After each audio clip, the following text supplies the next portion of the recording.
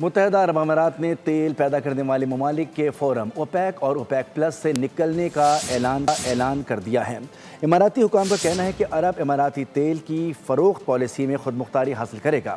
فیصلہ 1 مئی سے نافذ ہوگا۔ تیل پیدا کرنے والے ممالک کی تنظیم اوپیک کا قیام 1960 میں عمل میں آیا تھا۔ سعودی عرب، ایران اور عراق اوپیک کے اہم رکن ہیں۔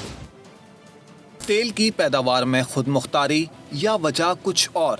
یو اے ای کا اوپیک تنظیم چھوڑنے کا اعلان۔ متحدہ عرب امارات نے تیل پیدا کرنے والے ممالک کے فورم اوپیک اور اوپیک پلس سے نکلنے کا فیصلہ کر لیا۔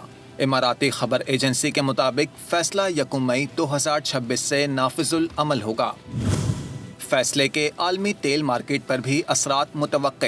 اماراتی حکام کا کہنا ہے کہ یو اے ای تیل کی فروخت کی پالیسی میں خود مختاری حاصل کرے گا۔ تیل پیدا کرنے والے ممالک کی تنظیم اوپیک کا قیام 1960 میں عمل میں آیا تھا، جبکہ اوپیک پلس کا قیام 2016 میں عمل میں آیا۔